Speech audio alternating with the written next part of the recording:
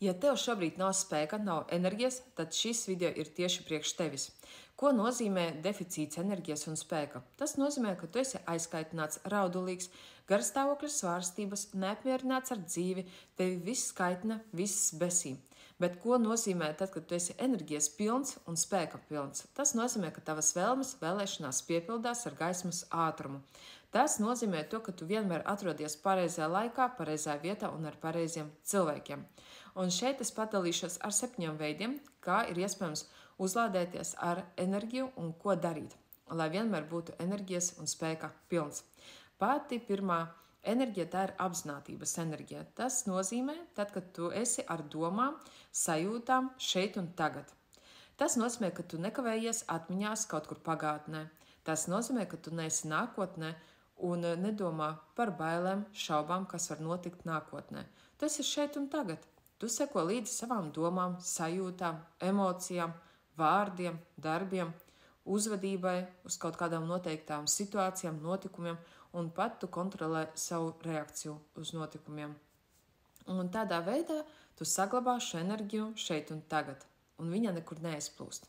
Otrais – iemīļotās nodarbošanās enerģija. Tas nozīmē, ka vajag darīt tās lietas, kuras tev tik ļoti patīk, kuram tu varbūt agrāk neatliki laiks, lai to izdarītu. Piemēram, peldēšana, pirtis, saunas, masāžas, pastaigas parkā, mežā, komunikācija ar draugiem. Un šo sarakstu tu vari papildināt ar sev interesējošām nodarbībām, kuras tev aizrauj un kuras tev patīk ļoti darīt. Nākamais – komunikācijas enerģija. Tas nozīmē, ja tu komunicē ar cilvēkiem, pēc kuru komunikācijas tev ir pacēlums, tev ir sajūsma, iedvesma, tev rodas prieks, jaunas atziņas, jaunas idejas. Tas nozīmē, ka ir vērts komunicēt ar šāda veida cilvēkiem. Bet ir otra galējība. Ja tu komunicē ar cilvēkiem un komunikācijā ar viņiem rodas negatīvas emocijas, rodas negatīvas domas, un tev pilnībā iztukšots tu jūties, tas nozīmē, ka vajag samazināt komunikācijā ar šāda veida cilvēkiem. Nākamais – relaksācijas enerģija. Tas nozīmē to, ka mūsdienu pasaulē cilvēki dzīvo ļoti lielā stresā.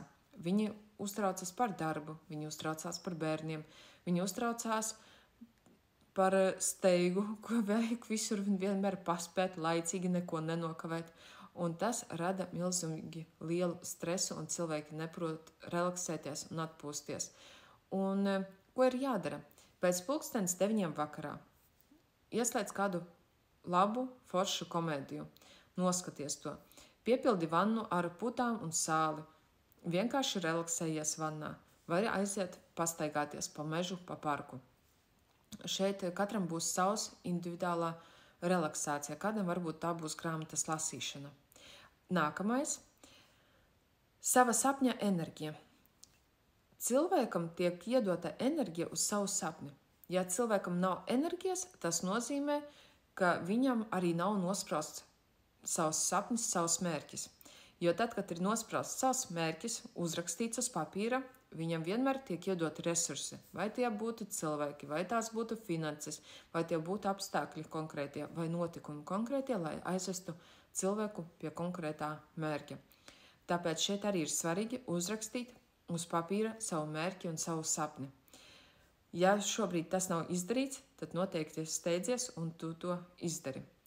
Nākamais – attiecības, uzmanības enerģija attiecībā uz sevi.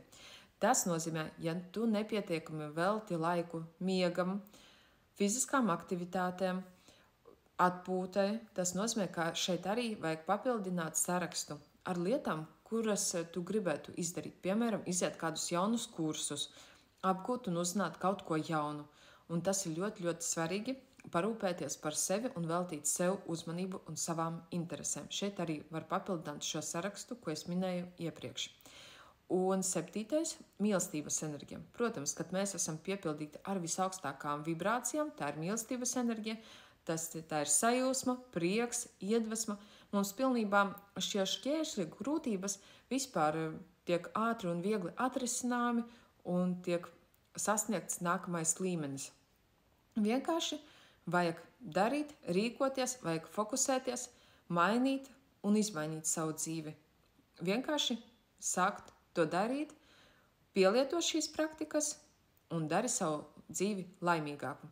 Vēlies uzlabot vēl arī savas attiecības, tad droši ieskaties manā mājaslapā, kur ir norādīta profila augšgalā, un tur tu noteikti arī atradīsi daudz interesējošos tēmas un atbildes uz saviem jautājumiem. Tiekamies!